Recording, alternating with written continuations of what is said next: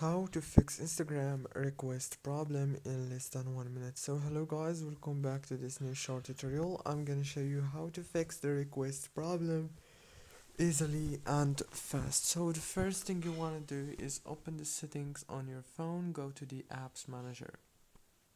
When you open the apps manager on this page, you will find all the apps that you have on your phone.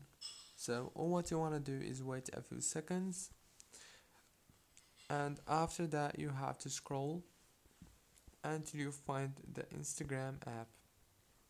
Click on the Instagram and now it will take you to the app informations. Click on this for stop and then go to the data usage and enable the mobile data and the Wi-Fi, and then you have to disable the roaming data only like this.